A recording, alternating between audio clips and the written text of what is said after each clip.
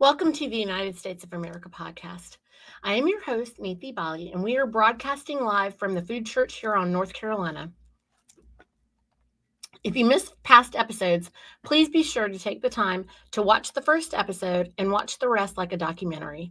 We are people at peace, and we have declared peace to all nations around the world. This is not a marketing or a promotional channel.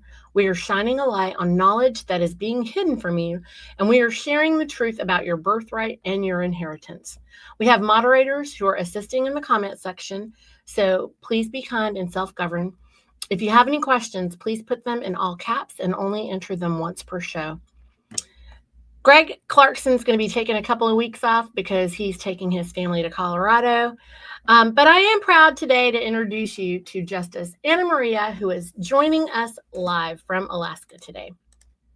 Welcome, Anna. Uh-oh, you're muted. Hi, guys. There she is. And Anna, so first of all, happy birthday week, born day week. And it's going to be such a good week. And do you have any big plans for your born day? I'm hoping that by then we'll be taking over the World Bank. Yay. Somebody has to. It's a mess. I mean, that would be the best birthday present ever. I think that would be good. It would be good for the world, let me tell you, because that is one institution that has been so grossly mismanaged for so many years that, basically reinventing it is overdue. I don't think people know the harm that they've caused. I don't either, but through greed and stupidity, it's been mammoth. Yeah. The World Bank has not functioned as the World Bank was intended to function almost from its inception. And, it was just a process of the banks that were affected buying off various bureaucrats and politicians and subverting the entire purpose of the World Bank.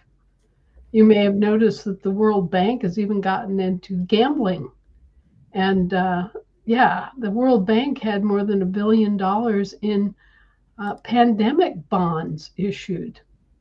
And basically that is a gambling racket where people are betting on whether or not there's going to be a pandemic declared.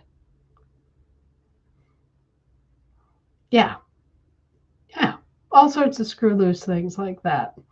So hopefully there'll be an end to the criminality of the banking system in all regards, in all sectors, in all venues, in all jurisdictions, and it's coming soon. Because the shareholders are upset. The shareholders of these organizations and institutions and corporations have finally gotten to a point where they've gone, oh, I didn't know that was happening, and I didn't know that was happening, and I didn't know that they were doing that to make the profits that I'm enjoying, because, typical shareholders are not really following along real closely. They're just looking at the bottom line. Did their stock make money this year? And as long as it makes money, they're not necessarily aware of how they're making money. And that becomes an important issue when they're murdering people and opening up the shareholders to all sorts of liability that the shareholders are unaware of. So maybe, right? You think? We're making the shareholders aware. And I'll tell you, the backlash is very, very impressive. That, people are finally waking up and realizing that there's more to buying a stock than, finding a broker and buying it and then watching it, tracking it on the exchange. It's a lot more than that. And the potential liability is a lot more than that. Because normally the corporate veil will shelter the shareholders, right? Mm-hmm. If the company goes bankrupt, all that the shareholder loses is their investment in that company normally. Mm-hmm. But the corporate veil can be pierced, and at that point, the liabilities of a mismanaged corporation can come back and bite the individual shareholders in the butt. As And it they, should. yeah, exactly. So now we're at that point where numerous corporations' liabilities have accrued from criminal activity. At which point the corporate veil is removed, and the shareholders start paying through the gonads, so to speak, um, Huh. to to make up for the mismanagement of the corporation. So a lot of shareholders are waking up and going, "Uh-oh, maybe I shouldn't be invested in Pfizer. Uh-oh, maybe I shouldn't. Maybe I should get my ears in the boardroom tuned in. Maybe I should know what's going on." And if that's happening, more and more of these corporations are folding. More and more of these corporations are under new management and have new directions from the shareholders. So this is important, and a lot. This is happening in the banks too. Yeah. So Well, look, men and women are complete creation, dependent on nothing but their own nature, as it says in our, book of common law that's teaching about, how they're supposed to be fully responsible for themselves. And right, for how long has the Pope and the Vatican basically protected them? I mean, that's what isn't that what canon law is about? Canon law is to protect them. canon law is the law of the church administration. It's the law that governs the priests and the the deacons and the people that actually work for the church. Mm. But isn't their corporation what protects the other corporations? It's what creates the Roman Mm. Curia, which is associated with the Vatican, but the Roman Curia is what has dreamed up all of these corporate entities, all these Mm. different kinds of corporations, and the proliferation of different kinds of corporations in the past 100 years has been just incredible. Mm. We used to have trusts. Trusts were, part of the landscape for 1,000 years. Because we developed trust as a natural outgrowth of human relationships, Mm. uh, where say that I had to go off to war. I was a feudal land baron, and I had to go off to war in the Crusades, right? Mm. And so I would turn to my good friend, my cousin, who, for whatever reason, was too old or whatever, who wasn't going to the Crusades, and turn my holdings over to him and to his administration as a trustee for me while I was gone. And I, of course, give him a will so that if I don't return within 7 years or I'm killed in the Crusades, then my wife and my son inherit or something like that. So trust grew out of human relationships and human situations like that. Okay. And Mm. they've been around forever. But other kinds of corporations, S Corps, B Corps, C Corps, LLC, LLCs, PMAs. All. corporations, Mm. and cooperatives and foundations, all this sort of And stuff has all just proliferated in the last 100 years or so. the nonprofits, even you guys, like everything. Yes. So, okay, well, alongside all of those kind of things, right? This is what we would probably also that would be referring to the imperial system. That imperial system that's dominating and it's permanently at war with liberty and equality because of the nation of bastards that they wanted to create, right? As you say in Well, the General Assembly handbook, you say that um, they didn't recognize any marriages outside of their church. Right. And that was part of the whole reason that all of these American babies were misidentified as the products of unwed mothers. Yeah, Apparently, we had. I don't think a lot of people know that. It's like most people don't get it. Like that No, was, how it's viewed. no, that's how they were doing it. They were, pretending that all these women were unwed mothers and that they were releasing their babies to be wards of the state for lack of support from the husbands.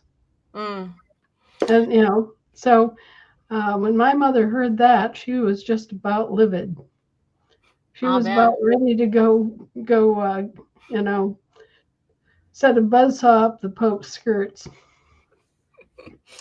Well, I'd like to bring Anthony Hill on the show with us here. Anthony, welcome to the show. Hey, So, you doing all right? yeah, I'm doing great. About y'all? Good, good.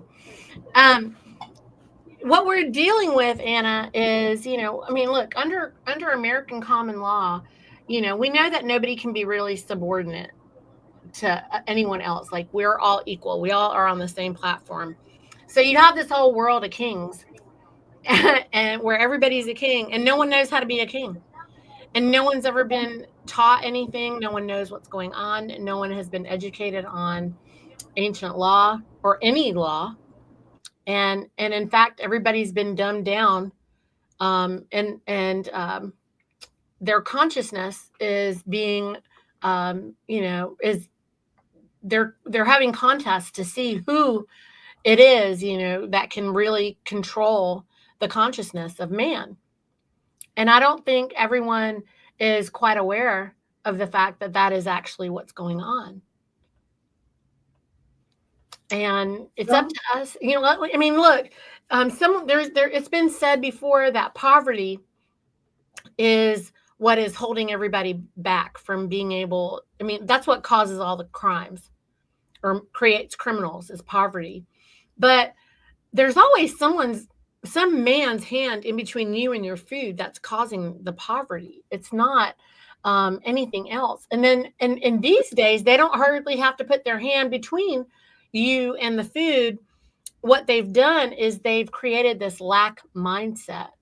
And so you can't be all you can be because you are your worst enemy. What do you think about that? it's doctrine, the doctrine of scarcity. It's official that scarcity is supposed to be used as a tool to promote virtue.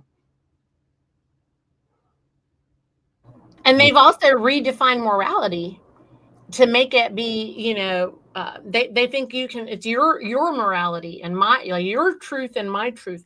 When, the truth aligns with morality and lies align with immorality, period. If you walk the line and you don't want to speak the truth and know and recognize the lie, you're immoral. I mean, it's like you've said before, Anna, if you're not courageous, I don't even want to know you. That's what you said, right? It takes a lot of courage to address the truth and talk about things openly. And the truth is tough because it's belligerent. Well, it can be. I mean, it doesn't always have to be, but oftentimes um, we're in a position where simply telling the truth is a radical position to take. Think about all of the things that the quote unquote tin hats have been absolutely correct about and proven correct about. They weren't tin hats, they were truth tellers, and they were standing up against a false narrative, a narrative that was just being ginned up by self interested commercial companies acting under color of law. And once you realize that what's been masquerading as your government is actually just a commercial company that's a vendor of your government, well, then that really changes everything, doesn't it? I don't know if you had a chance to read it, but I released an international public notice to the police forces worldwide yesterday, Oh, explaining to them what a police force is. And, the difference between peacekeepers and police forces. And, the hierarchy and why it is, how it got established, and the difference that accrues when you're working for the actual government versus working for a governmental services corporation. Okay? yeah. And people aren't, they're just now becoming aware of the actual circumstance that they've been living in and with all their lives. And, beginning to realize that, oh, the actual government has been absent, missing, presumed lost at sea. Because, our states haven't been in session. Our local governments have been largely, not entirely, but they've been quiet for decades. Right.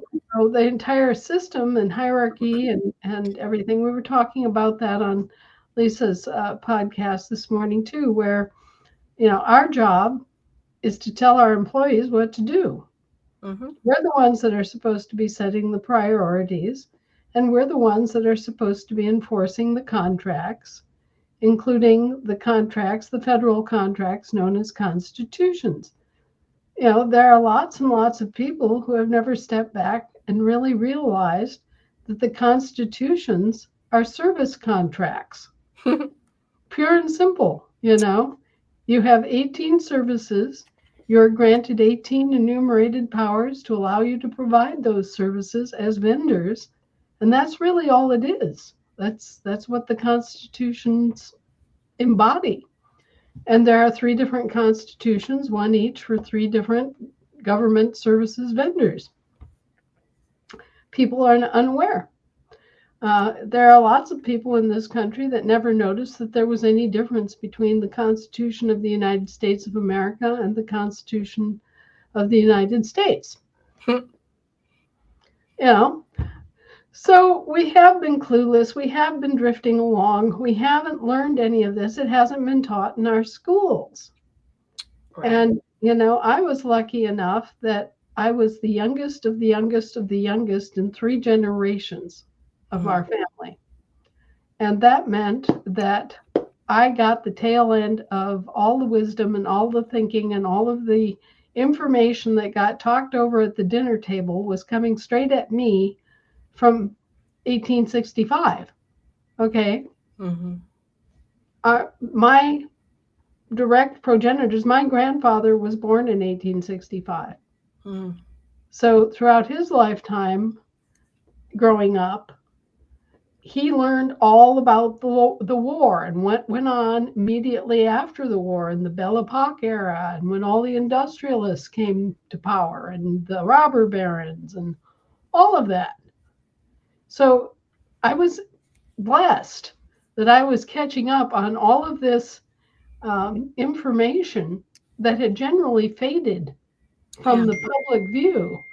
And yet I was young enough, being born basically 90 years later, that my family, my parents were old. My grandparents were old when they had my parents. My parents were old when they had me.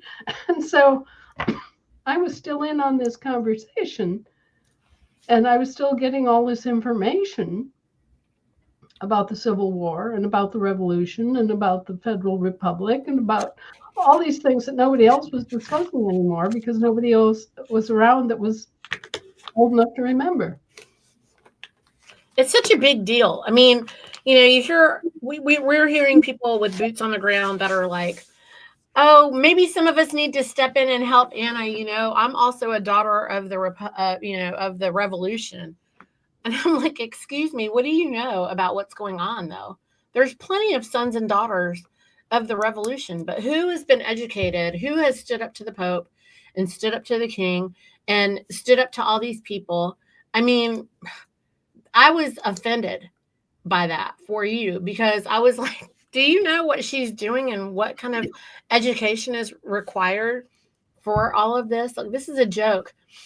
And honestly, Anna, from episode 1 to where we're at right now, I can see a lot of the growth in myself and all the people that are around me.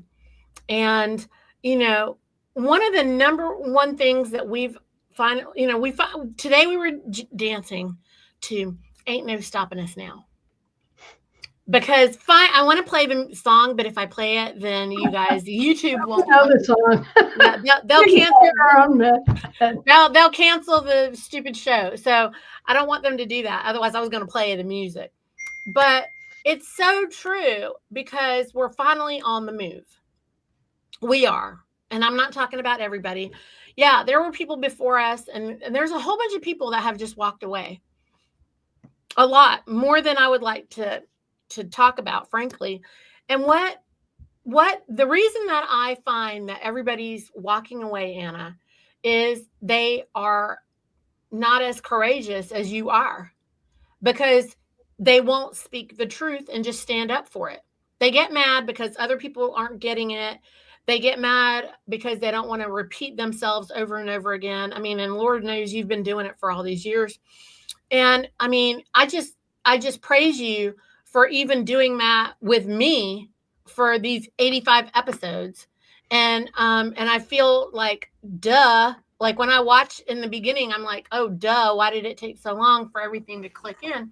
But what I've realized is the whole time that I've been working with you, I've been under attack by everybody because nobody wanted this information to come out. And even people within many of the assemblies were involved in a lot of that. And they're so busy being angry about one thing or another. And the mission is so simple. And I mean, look, there's the history, and then there's, how it should go moving forward. And then you've even gone so far as to say, I don't even believe in money. I don't even believe in all this crap. And also, if you are reading the things that Anna tells you to read, like I read all the stuff that you tell. So she said to read this book, y'all. There's this book. It's called Establishing the Reign of Natural Liberty, a Common Law Training Manual. This is like a little 101. This is like nothing, okay? This is a little nothing book that I can just read it. It's so easy. It's an easy read. And if you just read the first page, just the first little page, the first page basically tells you that, we're sovereign and how we're sovereign. And then the next page tells you how these crazy people have been fighting with, it's just talking literally about all of the empires and, but it tells you in like one paragraph, it tells you about the imperial system. And no one knows that. And especially most of our assembly doesn't. And if they do know that, if they ever read it, they're not practicing it. Why? Because they're so busy trying to be in charge of everybody, trying to control everybody. So like, look, you take an entire population of this whole earth today who don't know anything except how to follow the leader, because we've never known anything else. And we were really good in school, Anna. We had bells dinging and programming us every hour, ding, ding, ding, and we're really good at getting in line and following that straight line. And we want to be good, okay? We want to do a good job. We want to be good, and we want somebody to give us a sticker every time, okay? And ring a bell or whatever when it's time to move to the next thing. And also at the same time, we want to be the boss. And there's nobody to boss. There's nobody to boss around. So it's kind of really weird. So y'all, the whole issue of sovereignty, Niti, is pretty well discussed in something's wrong when. Yeah. An affidavit of probable cause.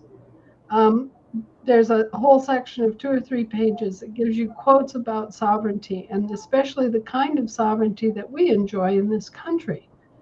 And this is backed up with all sorts of references and citations that you can go look at it yourself. You can read more. There's more in those citations. These are just little, clips that are intended to inspire you to learn more. And so, that book, something is wrong when, is available on Amazon as a primer. And it's big, it's large print. It's got lots of cartoons and graphs and things. So it's meant to be an easy read. And even the section in which we bring forward the accusation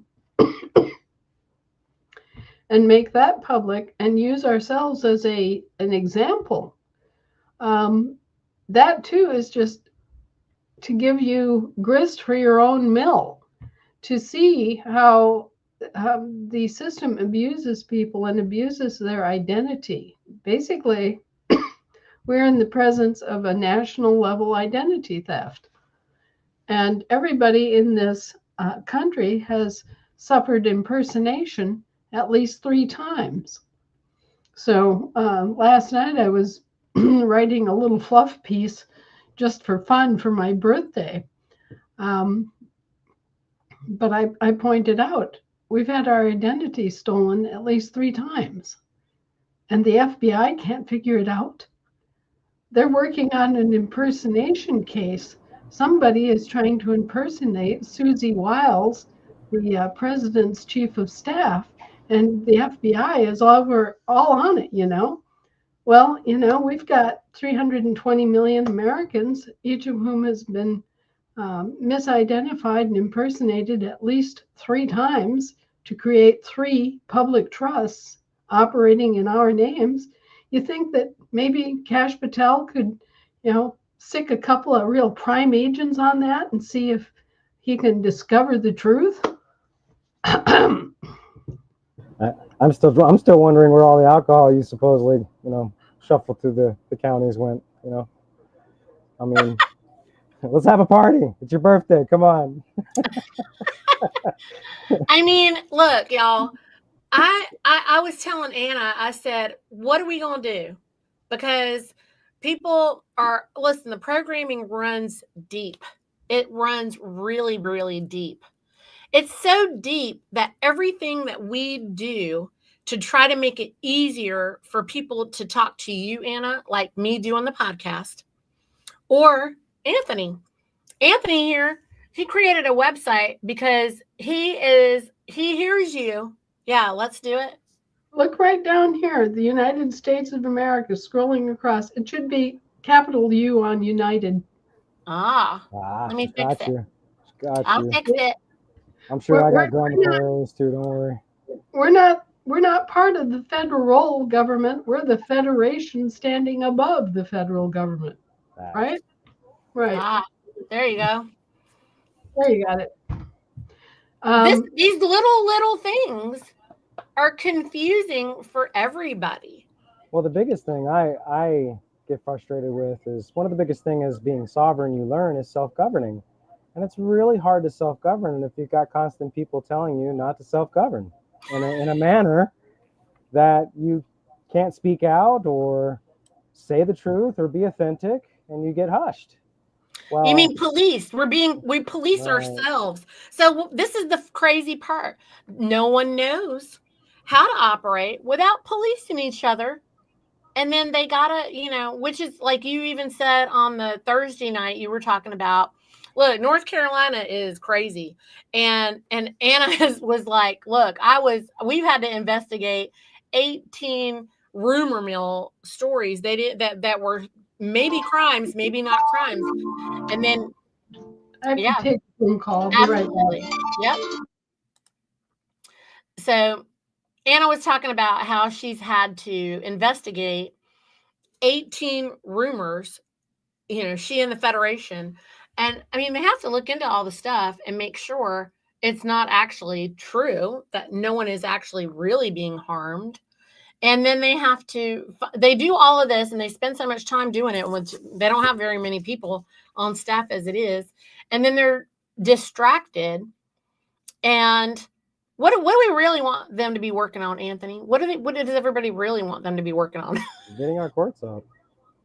And the banks. And standing are pillars and the banks. Yes. I love it. This is the first show that nobody's asked me every single second on the show. Are the banks ready? Are the banks ready? I, Are the I banks mean, ready? I've, Are the banks I've, ready? I've seen a few comments in there, but I will tell everybody to just be patient. The instructions will come. The more you're worrying about something coming to you, the more it's not going to come to you. So Right. instead of worrying about it, just live your life, go through the things, and it'll Mhm. be there when you least expect it. Well, when you're expecting it to come, that means it isn't really here. If you You got to put expect yourself it, on the timeline for it to be here. if you expect that it's not here, if you expect that it's not coming, if you start calling it, a lie and you start doubting it, Then that's it'll what you're never doing. it'll never be here for you. I'm getting volume concerns. Hang on. Mhm. So, Mm, oh, Anna's back. There we go. Anyway, we were just talking about how everybody wants all this stuff from Anna and the Federation, but they're distracting Anna with, immoral and, all these lies and rumors and nonsense. Well, look, friends, all we want to do is help everybody get out of the water. The mission is pull them out of the water. We don't know if they're good or bad or what their background is or anything. We don't care. Get them out. Get their precious souls that are people that are alive that shouldn't be in the water. They should be out of the water. You put them on the land and then you did your job. That's it, right? And once we get them up on the land, then everybody is free to do what they're going to do and find their way because we have the free will. I mean, Anna, I don't think Jesus is coming to save us, right? Because I don't even think God could save us because when God asked, do you want, who do you want to be your king, God or man? Then some dummy a long time ago said man. And what did God do? He can't even do it. Take Saul. How's that? That's kind of the prime thing that never got resolved that needs to be resolved. But um, this issue of sovereignty confuses a lot of people, and they think that, oh, I'm king. Well, first you have to learn to be king of yourself. You have to learn how to conduct your own life, your own family, your own little village, your own little community, your own county, and your own state. Okay, self-discipline leads to self-mastery, leads to facts. self-governing. That is Okay, that's absolutely what, correct. and the issue of sovereignty in law is actually pretty well established, and our guarantees are well established. But we have to adopt the right political status, and we have to live by the rules that make the whole system possible. If people focus on getting themselves sorted out, yeah, that's the first job. Figuring out what political status is, figuring out how your government's actually structured and how it operates. All of this is very, very important because you cannot function effectively. You cannot self govern a country without having self governing people. And we were just discussing the International Business Assembly on Lisa's podcast. And uh, people have not thought deeply about anything. Really, the International Business Assembly not only deals with all international business coming to their state and all international jurisdictions that their state controls, which is land and sea, right? They haven't even thought about the fact that land in law means the subsoil. 6 Okay. feet under. We aren't talking about that. Yeah.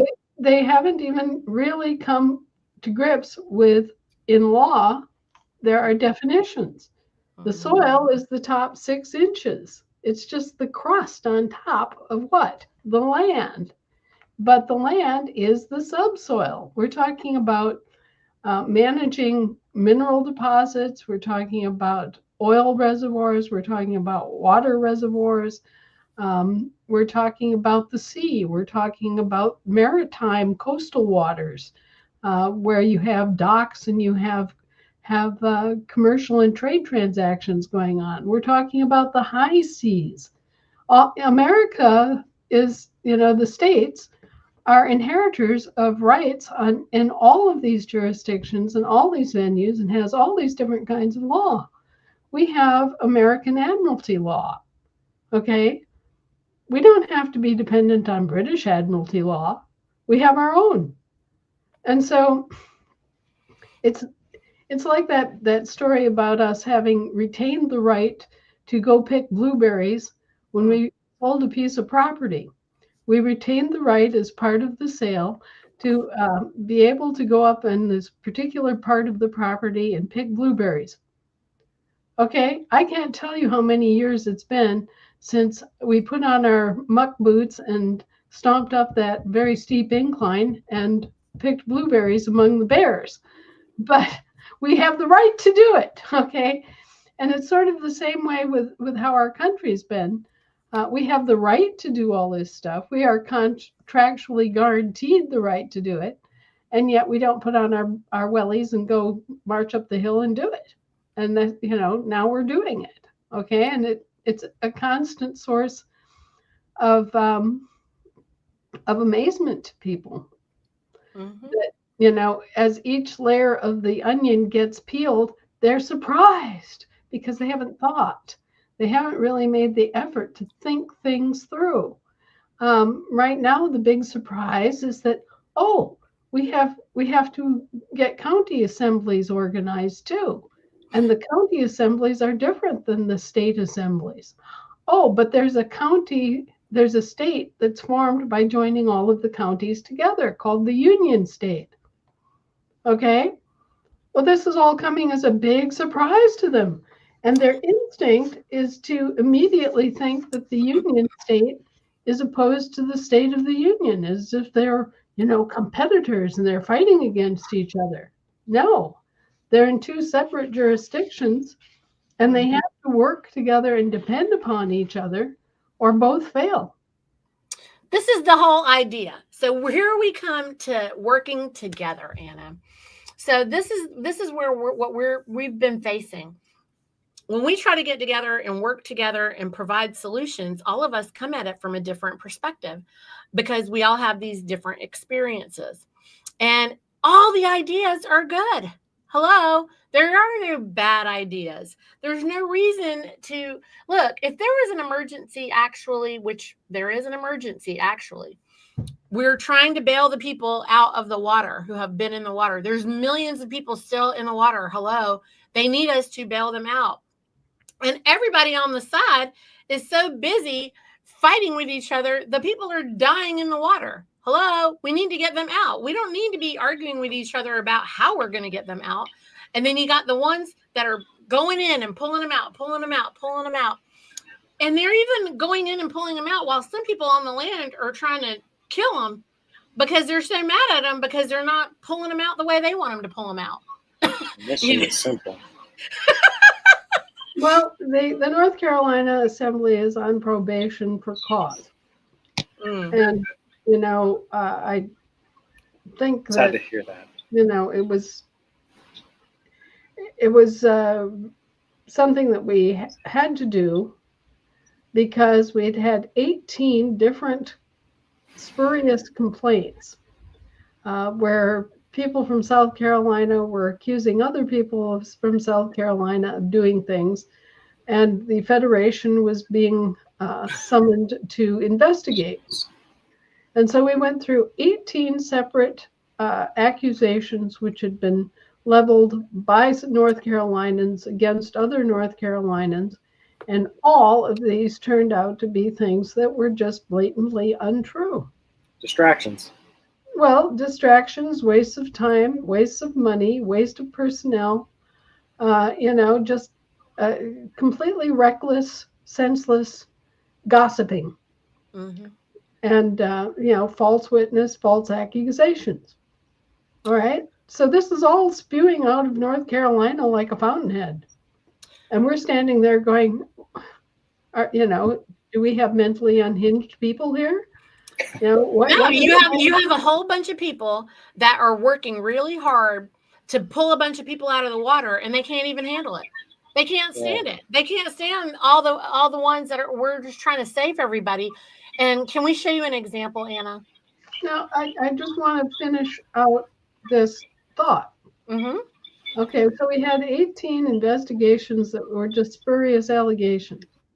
Wasted everybody's time, wasted money, everything.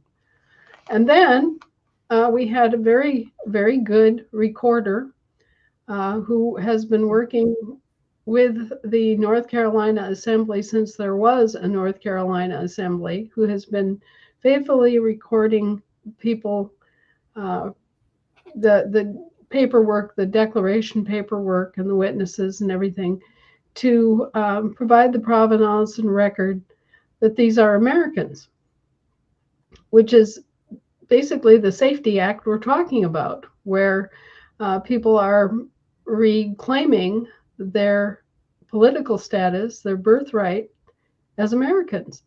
So she has been instrumental in making this possible for many, many, many, many people. She's done an excellent job for many years now. She's been on the job for at least 6 years that I know of. And so then they come up with, they drum up this completely specious bunch of complaints about her, and they, without giving any due process, take a vote that she should be removed as a recorder, and that she should no longer have credentials on the North Carolina LRO, the Land Recording Office. Well, thankfully, she doesn't work for them. She works for me.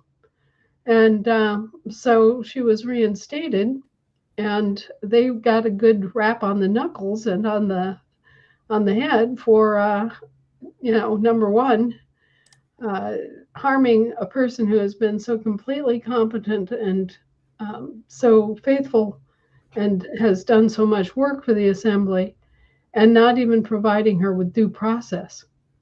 No, there's never any due process on North Carolina so far. And so that was another strike against the North Carolina Assembly as it presently exists. And then the final straw was that after they had done this improper action lacking due process, and after they had attacked one of our recorders who serves under Federation vetting, they took it upon themselves to send a thug out to her home to try to seize her recorder's seals and things, and verbally assaulted her husband, who is disabled. And they took a video of this encounter and brought it back and played it in the General Assembly meeting as if this was something to be proud of, when it in fact is a criminal act.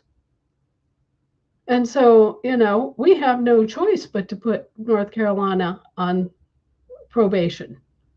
They have gone way astray.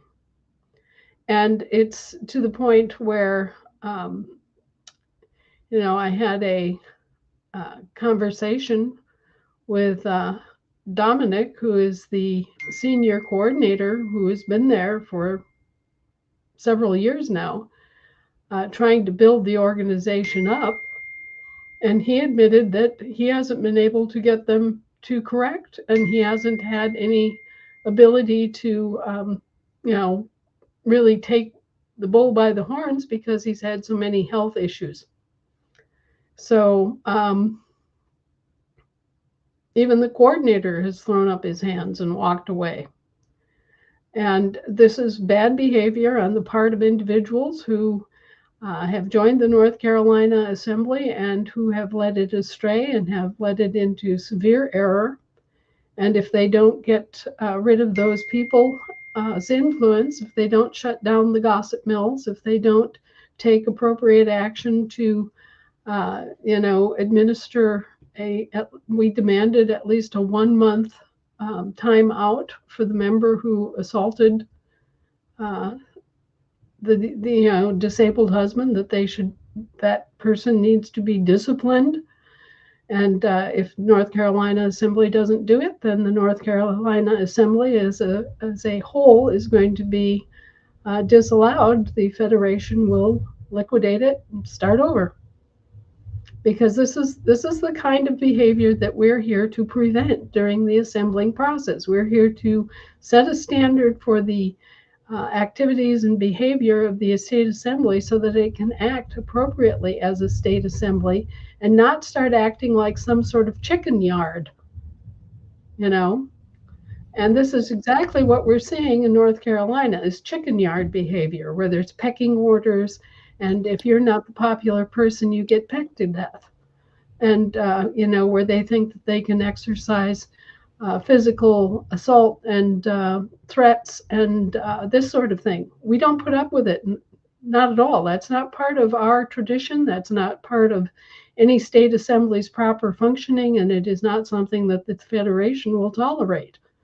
So, they've been given their probation notice, and it's up to them whether they're going to grab themselves by the as they say, the gig line and get their act together and start acting like adults and acting as rational human beings and stop this rumor mill activity and this pecking order activity and all the other inappropriate things that have been going on there. Or they're going to be out the door and a whole new assembly will be formed. There are skilled recorders. There are skilled people that can stand in every other office and everything that is needed in North Carolina. But through their own bass-backwardness, the present assembly is on probation. Well, Anna, I will say this. Due to all those escapades, me and Nancy became really close friends. And because of that, she has worked with me with these documents. Because the number one thing I want her to be able to do as a recording secretary is bring people home and bring them back fast. And that's what I invented, that ability. That is the job. That is what a recording secretary is supposed to do. Right. She's been working with all of us. She's been working with the food church. She's been working with all of us to bring everybody here. I mean, me and Nancy go back way before she ever knew about the Federation. Like we've all been, working together for a long time, but we want to show this to you. Can I present this? Because we're coming up with solutions. So what we've been working on trying to do is this. Well, this is what Anthony's been doing. I can't say I have anything to do with this. Let me just let me just say that. Hey, the ticker's coming across. Finally. All right. Yeah. So you can see the ticker, and at the very end of this ticker, it's going to basically tell them to donate to you, Anna, just so you know that. Up here, yeah. Well, we certainly need the help right now. We're doing a lot of work with very few resources. One of the really humbling things is that everything we've accomplished has been all grassroots. We don't have any big corporations back of us. So.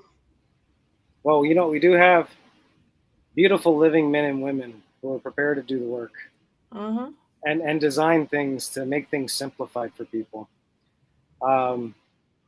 And we make it quite clear who's involved. We got the Federation joining your assemblies and bookmarks for going to, the TASA's website, stuff like that, right on the main page here. Purpose of this website, and by the way, thank you for your feedback on the phone in regards to saying record, because as you can see, I made it say record everywhere. The purpose of this website is to be able to bring people back home quickly.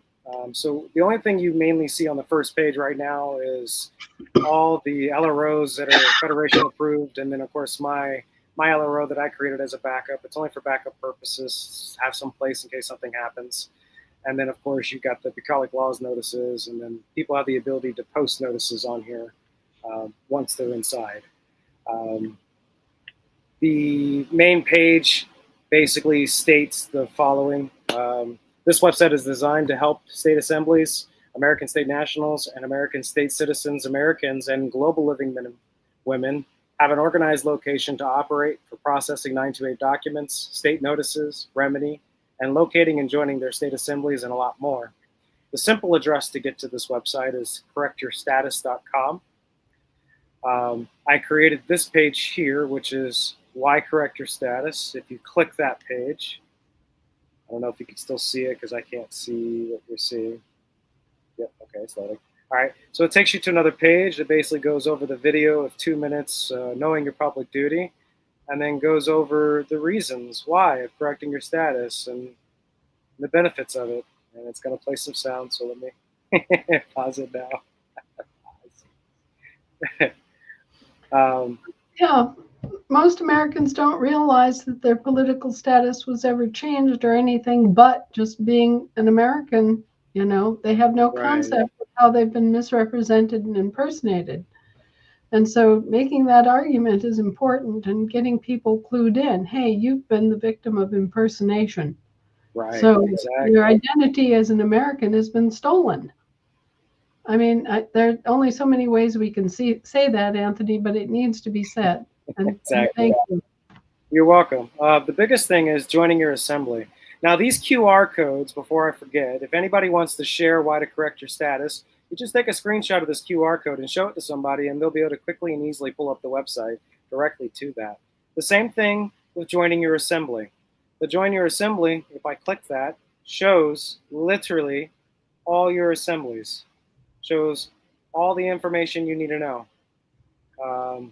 Bookmarks to like Johnny Perry's link tree that has all the assembly information, and the TASA's website, and American Some Assembly Required YouTube channel, and pretty much everything. But over here you see the assemblies. We call them assembly parlays because we parlay in discussion. It's not discussions, it's parlays. So when you go to the Join Your Assembly parlays, you'll see that literally all the assemblies are listed. And the reason I did this is I wanted to simplify people finding their assemblies. So if you click on like the Alaska Assembly, which is a good example,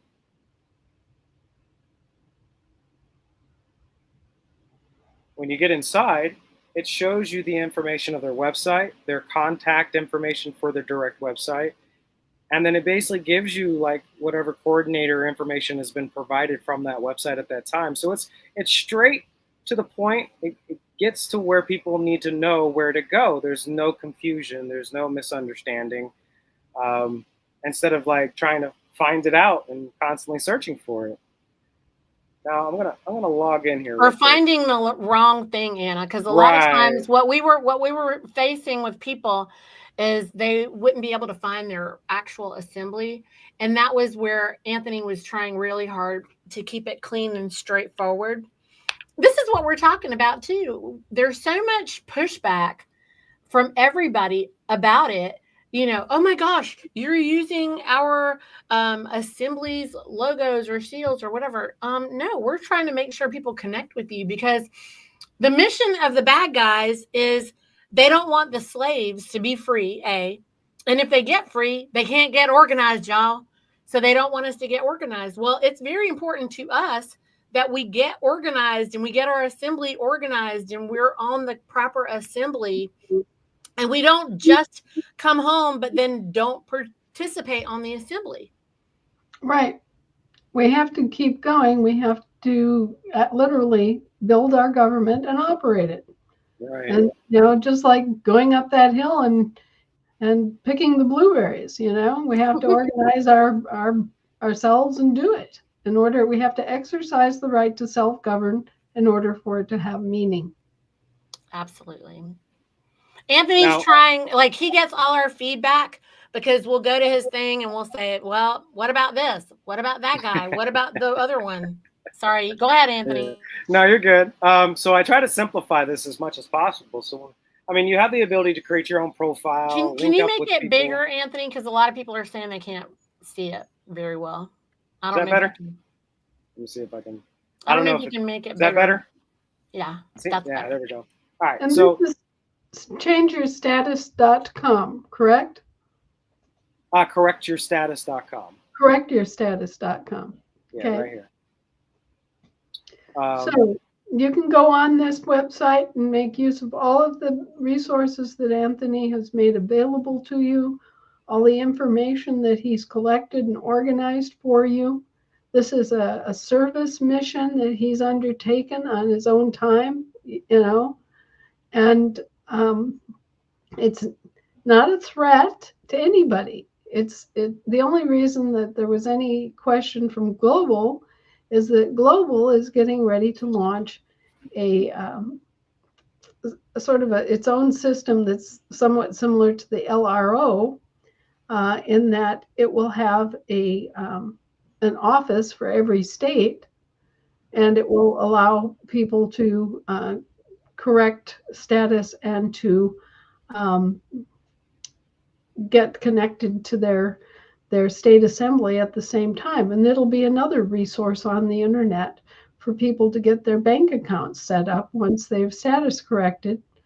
And of course, they do have the International Land Recording and Publishing Service there, the LRPS, which also will allow people to change their status. Now, the websites that they're setting up for the individual states are for our country, but then they have other, they will have other similar services available for people all over the world. So these additional services, they're free, they're wonderful. They've taken a lot of man hours to produce, but they're here to help people. And everybody can go on and they can look and see what's being discussed and what these websites offer. And there's nothing wrong with that.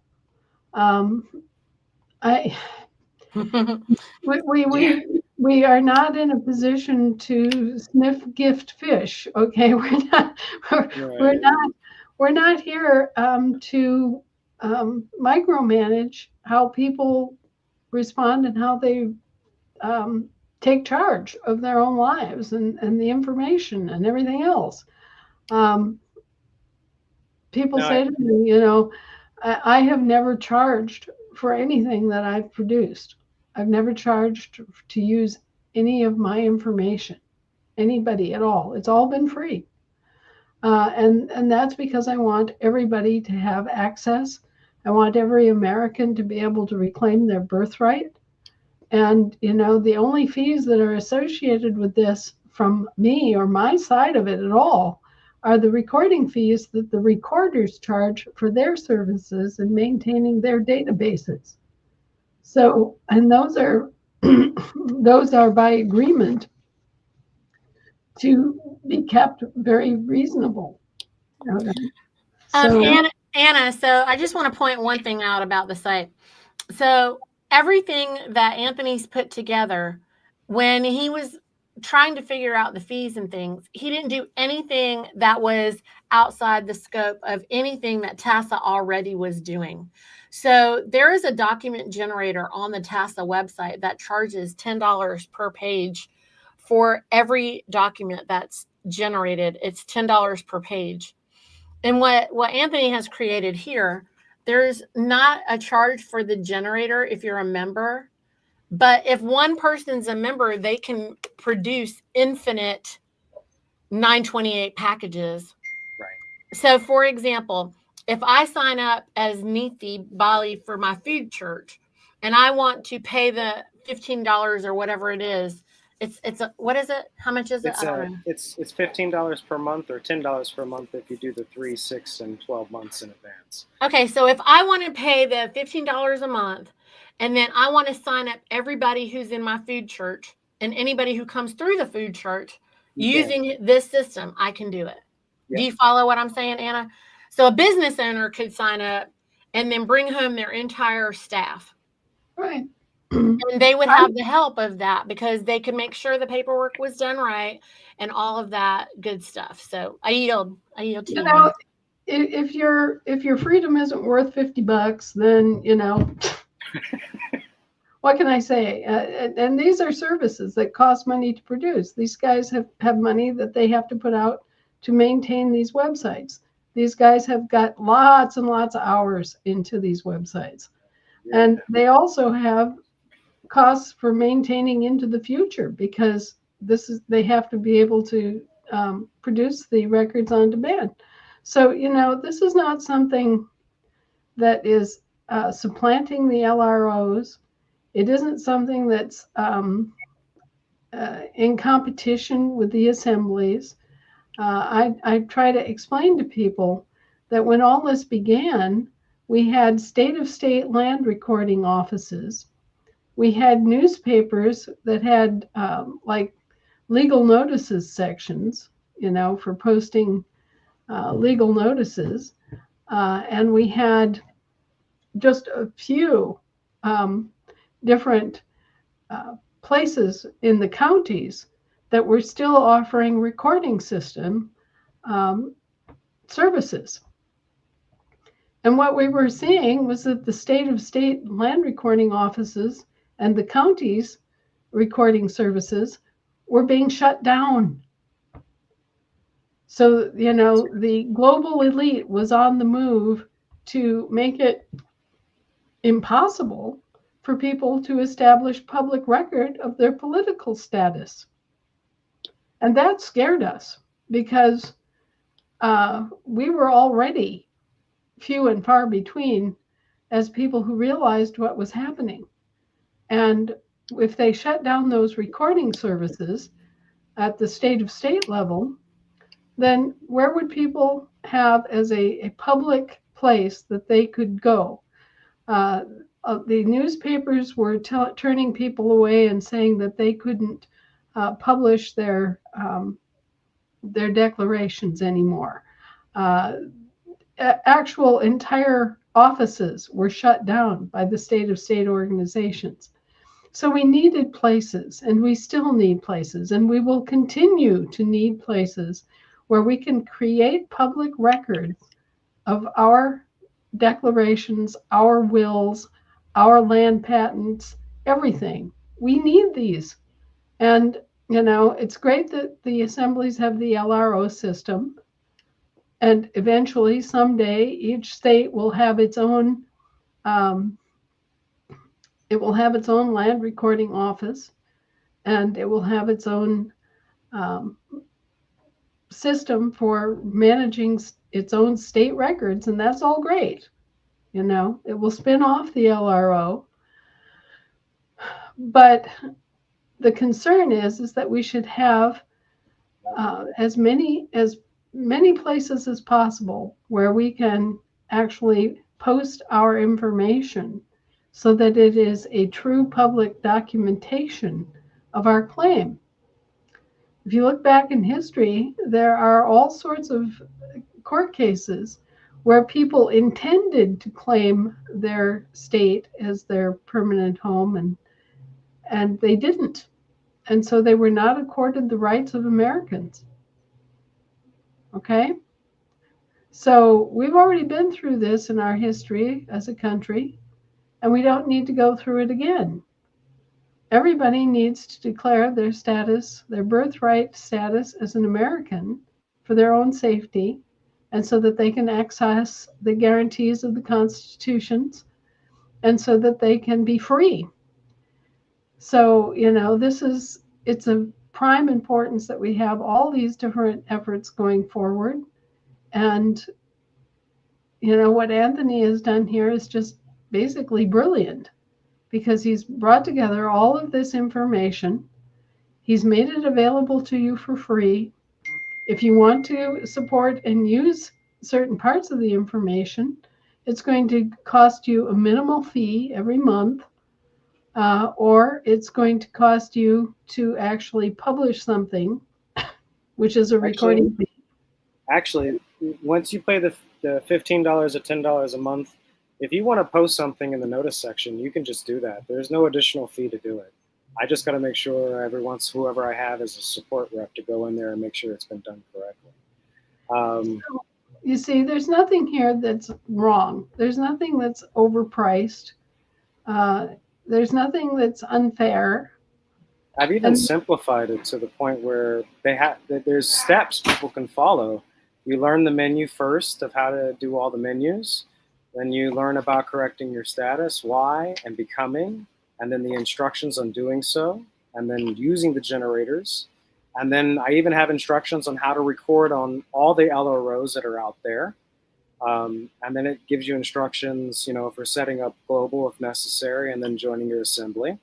And then when you're done with all that, you can go to the next one and cancel your voter's registration. It goes straight to all the websites where you need to cancel those. How to set up your state notices and generate the state notices. And then mailing the state, it goes through mailing the state notices. And I'm working on revocation of taxes right now. So like an example in state notices, you go through and it shows you all the stuff you're going to need, where to get it, examples of what it looks like. I mean, it literally breaks it down and even shows you how to use postal power, being a postmaster, for your documents. And breaks that down and shows you examples of what that looks like when you go to send that stuff out.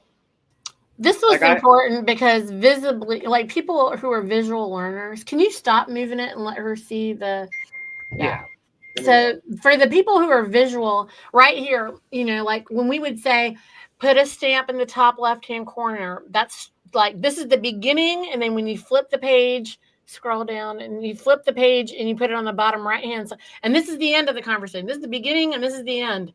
A lot of folks didn't get it until they saw it.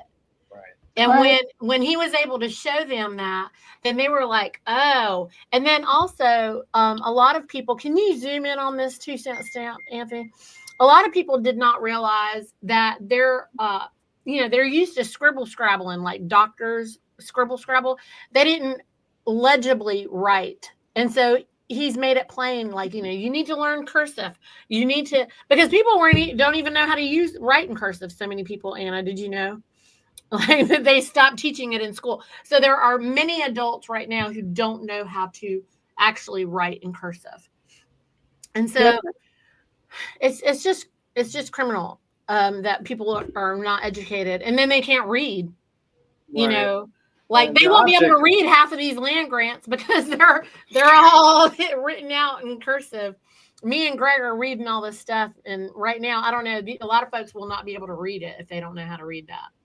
Well, imagine me having to go back and read all these French diplomatic documents written in French by hand 250 years ago. Wow. Yeah. And there are times when you have to do things like that in order to get the information. But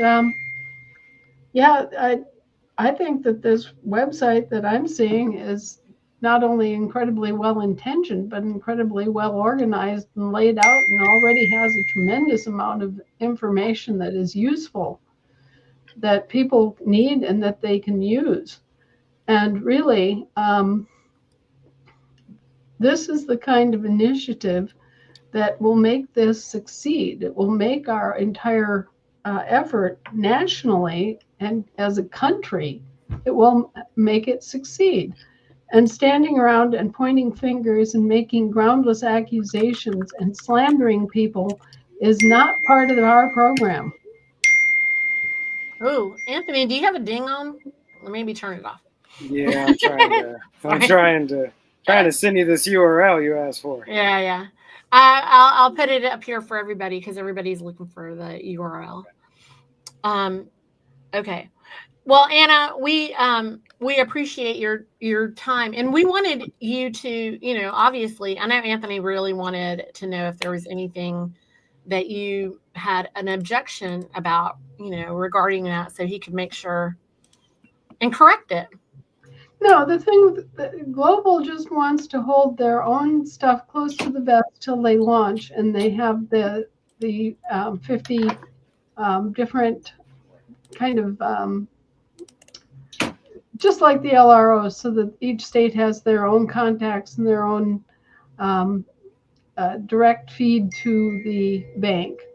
Mm-hmm. And the bank is working really hard trying to provide those mechanisms where people in the assemblies can bring forward their questions to their bank contact person, and they can get answers to their questions and have a secure contact, a secure email, a secure telephone to be able to pick up the right help desk and get this stuff done.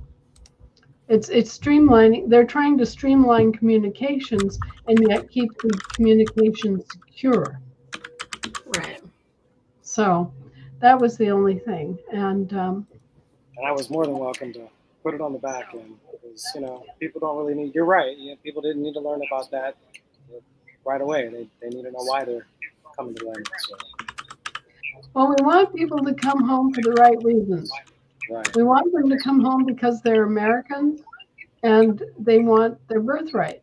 They want to be able to claim the constitutional guarantees, free speech, freedom of religion, the right to keep and bear arms. These are fundamental things that Americans need to claim, and they need to correct the political status because unknown to them, their British territorial employees have seized upon their names and have misidentified them as British territorial citizens as if they came from Puerto Rico. And so, I think that most Americans who heard that they had been misidentified as Puerto Ricans would be upset, Yeah. And the idea that they've set up all these shelf corporations, these dummy corporations in our names without our knowledge or consent, that's, again, outrageous. Our identities have been stolen by our federal employees. And our assets have been seized upon and illegally used as collateral backing their debts without our consent or knowledge. All this has been done to us by our own employees that have been completely whack job and out of control for decades. And so we've had these corporations in here just making use of our assets as if they had any right to them. And they've been oppressing us and misidentifying us and denying us our standing as what we are as Americans. All of this stuff has been going on, and we've been dead asleep the whole time. Yeah. Listen, we're awake now, and we wanted to play the song "Ain't No Stopping Us Now" because we're getting a grip. And so this is what, look, Anthony's like, Anna's bank's going to be ready soon. This is going to be happening. What are we going to do? We need to be able to help everybody come back as easily and as quickly as possible. I'm soliciting all these businesses, these farm owners, landowners, the people that own businesses that are real Americans. They need to be able to own even their electrical shop or whatever it is. We need those. Look, Anna, you said an incorporated business is an illegal, like an unlawful business, right? So we're trying to show them. So we're not only talking to just the farmers are tradesmen, okay? And most farmers are also, to be a farmer, you have to be a plumber and a mechanic and an electrician and an immediate emergency medical responder. It's not like they can call somebody and somebody's going to show up in 10 minutes because it's going to be 45 minutes for the closest somebody to show up, even if you're able to get yourself to a phone, Right. So for that reason, they're the master tradesman, right? But then you have all the other tradesmen on the way to that.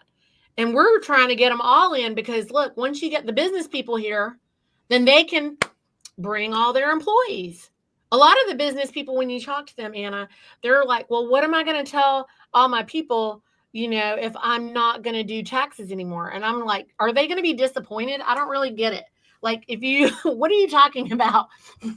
And so I've been saying, well, ask them if they want to be 1099, And then they were like, oh, well, but then what about benefits? Oh, okay. Well, I don't know. Can't they buy benefits with their own money if they really want to pay for gambling? Or you can teach them to stack gold. Like, I don't know. Like, we can talk about it. But so we're breaking all those bits and bots down every Saturday on my business call that we do, because they have to rethink, okay, if this is what's going on, how do I manage my liability, you know? Well, there's there's a report that was done by a broker who took an average, official average earnings of an American on a specific year, and then extrapolated very conservative returns on a pension program, a privately funded pension program for that American, based on 7% of their income, their total net income, going into the pension program. And it turned out that an average person just doing a very minimal investment program could expect to have at least a $3 million nest egg ready for their retirement. Yeah. And that nest egg would be returning them enough every year to live on, plus give them security in terms of the sorts of things that happen, like, oh, I need a new roof. Okay. Right. So we could have had all that for the same amount of money that went into Social Security. And Social Security not only robbed us of 7% of our lifetime earnings, they also robbed our employers of an equal amount. And and the business owners are paying so much more. When it's math, not magic, Anna. When I go over the numbers with them, with what it costs them to have an employee, if they're having to comply with all the regs that are lies and bullshit, and you get rid of it, they're just like, wait a minute, what? I can do that? And I'm like, well, I don't know. Are you a tax collector for the king? And if you don't want to be, then guess what? You don't have to be. And we're getting through to them slowly but surely. But it's terrifying for a business owner, Anna, because a lot of them are like, "Who's going to come for me? What's going to happen? Oh my God, what?" So. Well, if I have anything to say about it, and believe me, I do. We're going to shut down the IRS entirely. They're not going to be able to operate on our floor. Whoa, sorry, there's some feedback. Sorry about that, Anna. I might have my phone too close.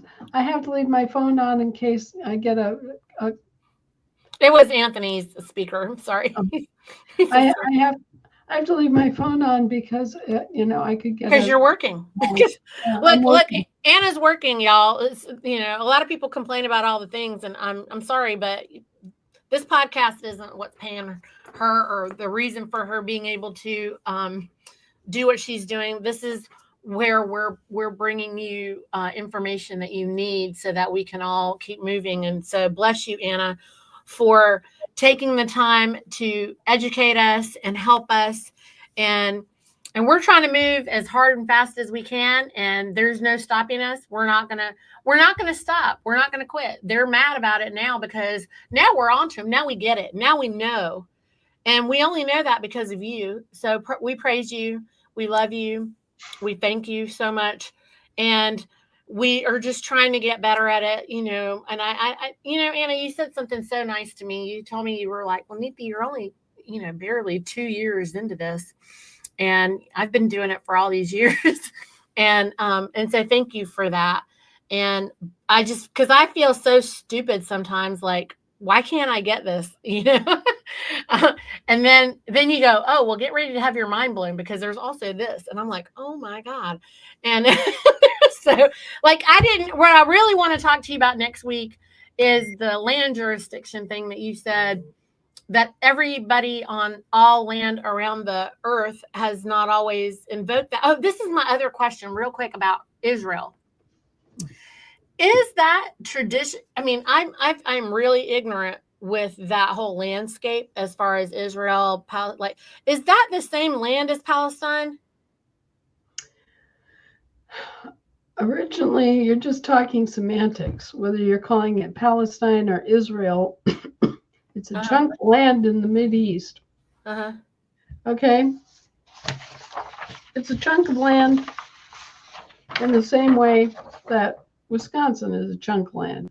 Okay. It has all these features. It has the Jordan River. It has the Dead Sea. It has, mountains. It has everything. And then somebody came along and went, plunk, okay, well, we're going to put these political units. We're going to overlay this on the land, and we're going to call this little piece Palestine, and we're going to call this piece Israel. Uh-huh. Okay, so it's totally arbitrary. And how this all got started was something called the Balfour Declaration, where basically Britain went in and installed a military protectorate on the land, right, and called it Palestine. Okay, so they labeled this chunk of land Palestine, and they declared themselves a military protectorate over this land, when actually Britain didn't have anything to do with anything, Once Right. again, British meddling, British territorial meddling. Okay, so they came in, they designated that this chunk of land was called Palestine, and that they had a military protectorate over Palestine. Okay, so then Jacob Rothschild back in England is looking at the whole situation, and the people who are living in Palestine is a mixed bag of Jews, Christians, and Muslims. Mm-hmm. Okay, and it's all these people have traditions connecting them to that piece of land, that Palestine. So they're all there. They're all living together peaceably. Mm-hmm. Jacob Rothschild goes, this could be turned into something that could be the Jewish homeland, because the Jews have been dispersed and living all over the world for thousands of years without having any place to call home. And so he goes to the British government that established Palestine via their arbitrary military protectorate and declaration, right? Wow.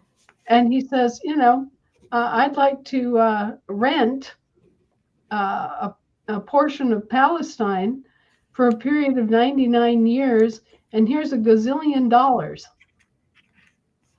And so all of a sudden, Israel was created, arbitrarily just drawn out on a map, as a place for the Jews to return to, their ancestral homeland, right? And this was cobbled together by the British government and the Lord Rothschild. Okay, all of that was set up by them, and it was all arbitrary. The British didn't have to call it Palestine. They could have called it New Lebanon. They could have called it anything in the world. But but that actual landmass, Anna, what was it before? What was the history of it? Did anybody ever invoke land jurisdiction on that before? Oh, sure. Many people passed through that area over time. I mean, you had the Canaanites, the Amorites, the Philistines, How far back do they have to go? I'm asking this for Israel, because the Israelis are asking me to ask you all this stuff. The problem is I don't know anything about it, so I don't feel confident. And then the things that they're talking about, I'm like, okay, Anna's not really answering a lot of this. And Anna said Israel's complicated. So probably Anna can't answer that in a text message. Israel is in a very strange position. Everybody in that area is in a very strange position. And what they should do, my opinion, yes, is that they should all get together, Jews and Palestinians and Muslims, Christians, everybody who lives there should just kind of blot the deck and say, okay, we're here, we're living here, we're the living people in charge of this. And so, how are we going to live together peacefully? Okay, what are we going to do? How are we going to do this? And shove the foreigners out. Get rid of Britain. Britain doesn't have any business meddling in your little corner of the world. Neither does the U.S. They're The trying to people figure out what to stand on. They're trying to take your paperwork, like they're trying to use the 928, and they're like, and I'm like, I don't think you can say America. Like they were trying to figure out what words to put for on American land and soil. it really doesn't really apply to their situation. So they cannot use it, right? We should say don't do it. I would not try to use that as, our stuff as a basis for any claims that they're making. Now, what they're trying to do is they're trying to use the war in 1948 to establish their country. But there are problems with that. And one of the major problems with that is that it was essentially a mercenary conflict. So how do we save those people? This is the big question.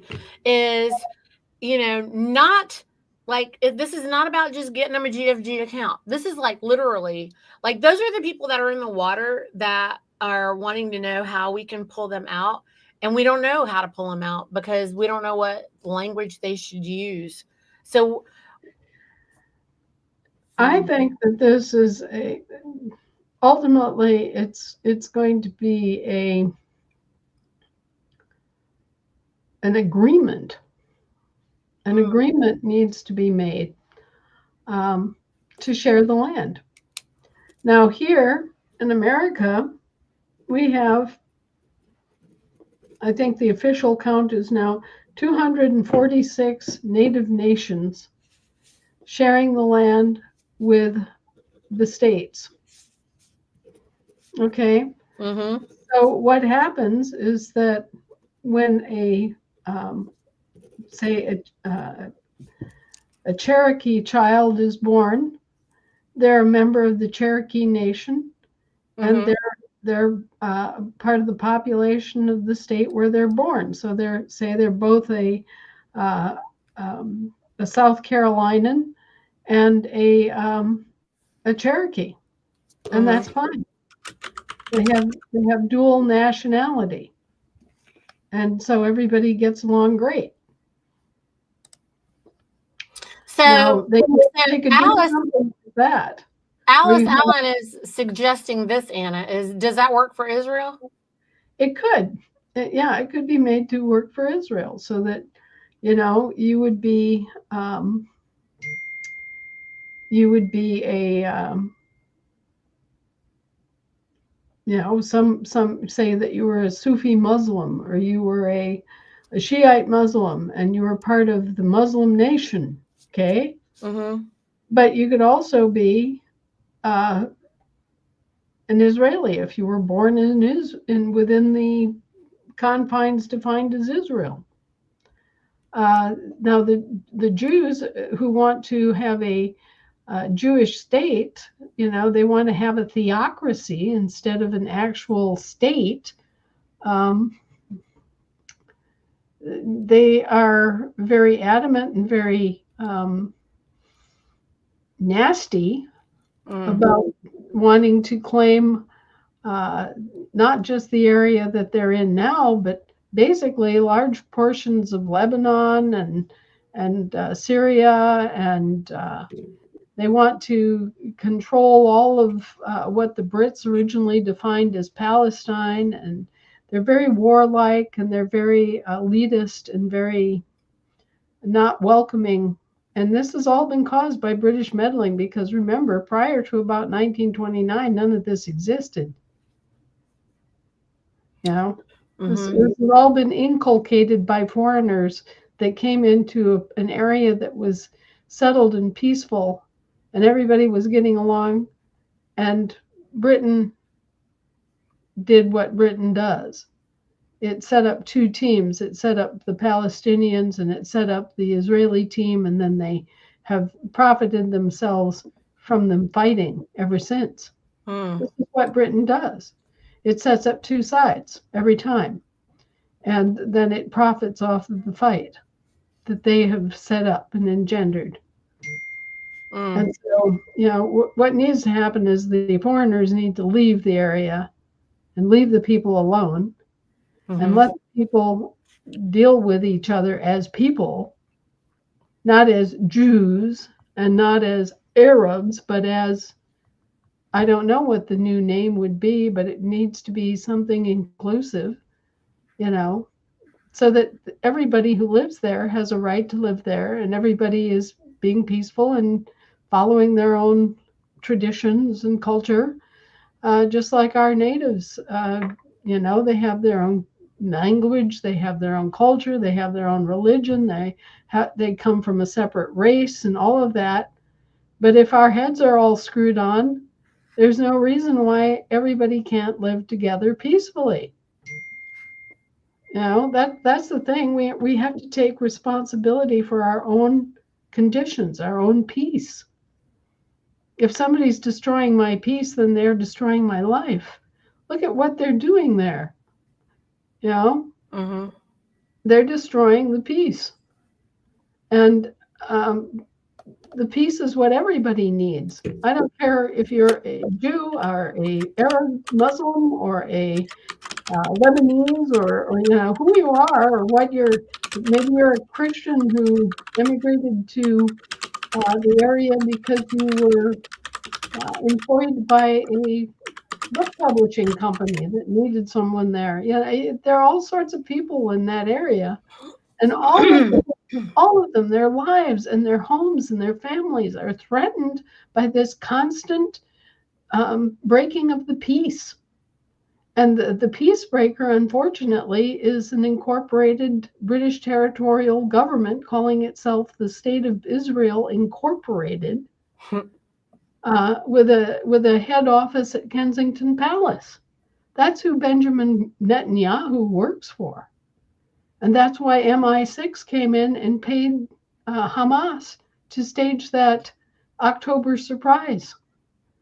This has all been manipulated. It's all been engineered, and it's all been against the peace of both Israel and Palestine.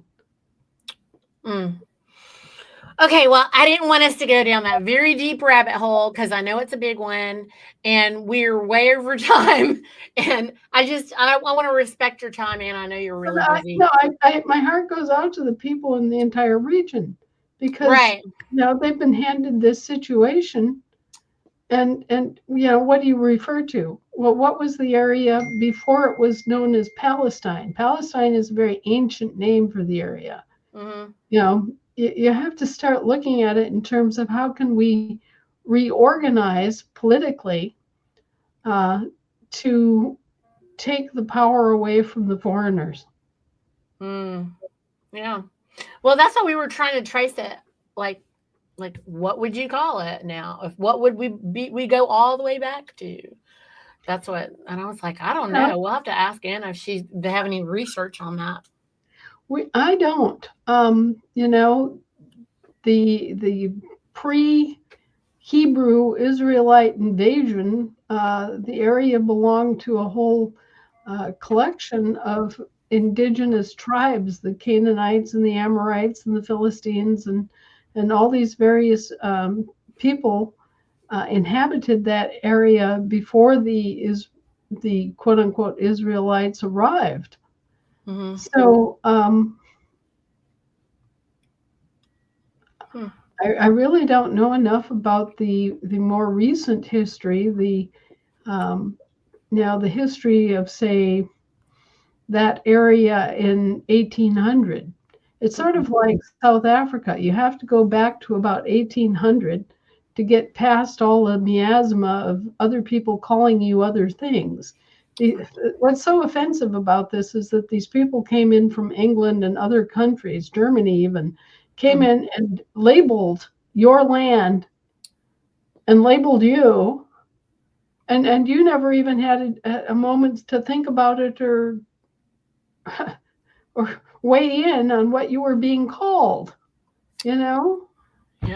And so it's all these people are suffering and dying and living under horrible threat, and their resources are being wrested out of their hands. We have widows of World War II survivors in Israel who are Jewish, who are starving to death because the Netanyahu government is just focused on war and war and more war. Okay, there's no butter there for anybody. It's all war. It's all guns, and all these defense contractors are profiting themselves off of this, and the people are starving. The whole thing it reeks of colonialist manipulation, and it's deeply offensive. Yeah. It's disgusting. I mean, forget about Israeli, forget about Palestinian. What do you call yourselves? So can they move forward and just go forward with it and invoke it themselves in some new way? This is the question. And so maybe we just do a whole episode about it because it's so deep. I don't know. But well, it is deep, and it's something, right now the lease on Israel expired. Like October, I believe, right? 7th. Well, the entire Balfour Declaration expired. Okay. Right. So the underlying Balfour Declaration expired. The Brits are out of there. Yeah. The lease that they gave Jacob Rothschild on quote unquote Israel expired. Yeah. Okay. So can they just start over now? Yeah, I think they should. I think it was all just British fraud that started it. So do they just create their own counties, and just use that kind of platform and use that since we have experience with that, or what? Well, let's give that some thought. I mean, there must be traditions of the people in the area that would, what do you call parcels of land? Yeah. This is beyond my expertise to be able to just, draw it out of thin air what the answer should be for them. They have their own traditions about land, and they have their own names for land. They have a different language. They have many different languages in the Middle East. There are still people that speak Aramaic. So then we should encourage them to be bold and courageous and brave and just be creator. Yeah, but the problem is that they need to be creators together. Mm-hmm. They need to be creators as Israelis and Palestinians joined together to be creative, to forge a unified country. Yeah. So that, there isn't this competition and fighting. They need to do that for themselves and realize that they were set up by the Brits. The Brits did all this. The Brits created Palestine and labeled everybody Palestinians. And then they came in and they said, oh, well, we're going to rent this land that we don't own, that isn't ours, that we have no right to rent, but we're going to rent it to Jacob Rothschild because he gave us, $500 trillion for it. So, hey, we're going to make the money, off of somebody else's assets. And we're just going to arbitrarily, draw these lines and say, oh, this is Israel.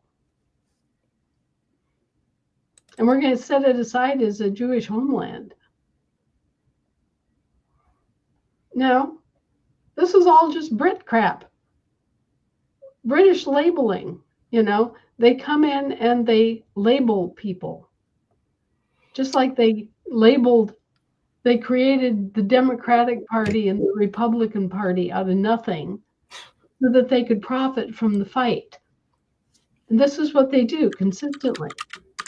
So I view all of the people in that entire area of the world as victims of the Brits.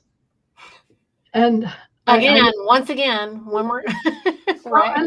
And I think, frankly, that they should wake up and realize that they've been sold a bill of goods, and that they formed identities based on gratuitous, arbitrary labels that were applied to them by outsiders who did not have their best interest at hand. I mean, think of all the money that the defense contractors have made off of Israel.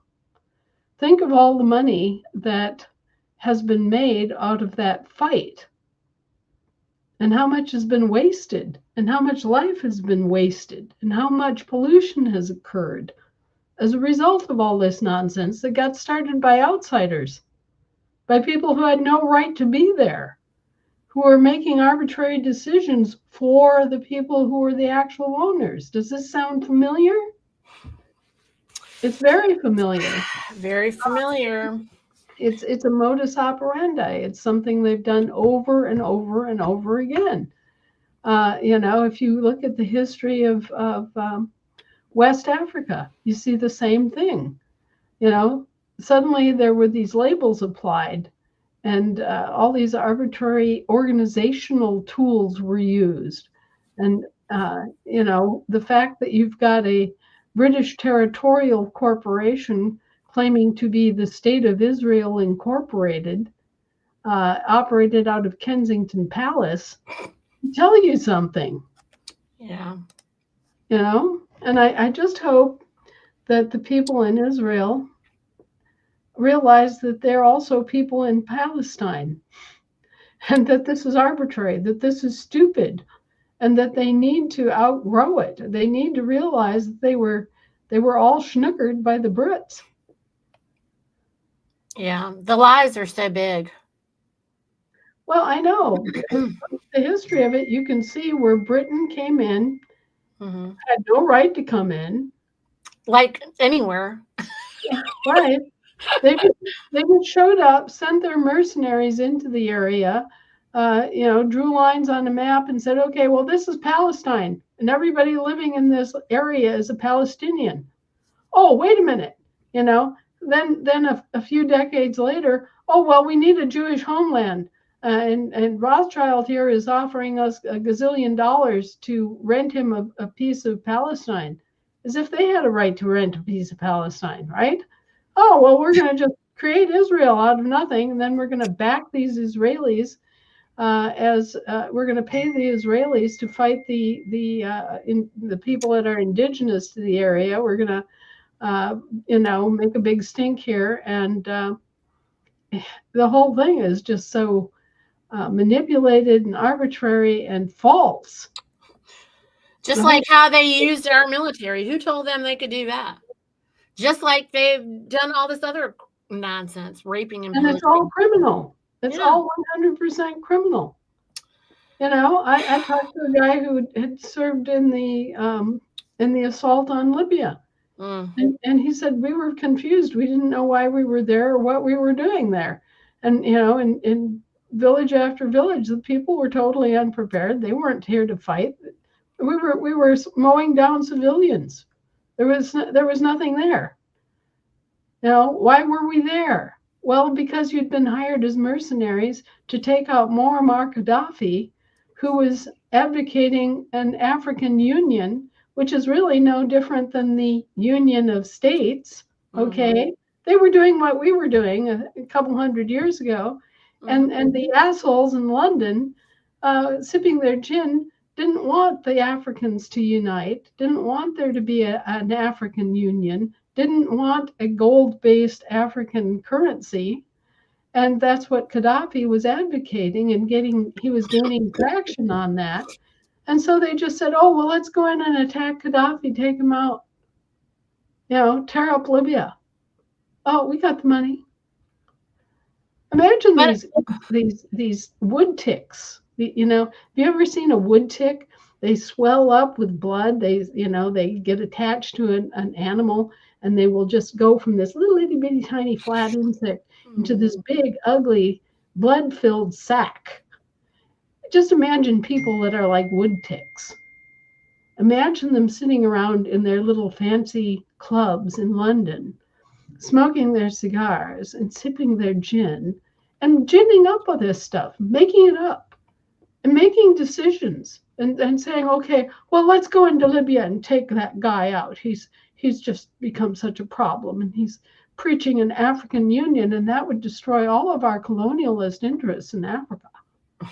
And I mean, so, trading places was the notice of this exact demonstration that you're giving, where the 2 billionaire guys are doing that, and they're just sipping their drinks and smoking their cigars, and making these bets.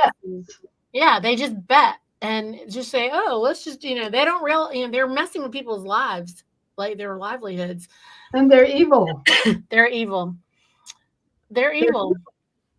And they've educated everybody to normalize evil. So they've normalized evil to the degree where you have so many people right now who can't comprehend how evil it is to just do something as probably so innocent-minded as to say, well, why won't you come hang out? And I know you said you're busy, but we really want you to just come hang out. And that's also not good, to keep pressing an issue of that nature, or feeling like you have to explain yourself and defend yourself to somebody when you have declined an invitation. I mean, those are just innocent-minded things, but these are the ways in which they've normalized evil practices. Niti, if I could spend all day, every day, 24/7, meeting with these assemblies and holding hands and, getting into tiny, tiny little details, because they want a nanny state. They want somebody to act as nanny. Well, they've been in a situation where they've been bossed around and told what to do, and they think they're free. They think they're free, Anna, but the B movie even demonstrated that you've been put in a box, and you only have the choice to do the boxes. We gotta go. I will see you guys later. See you next week. Bye, guys.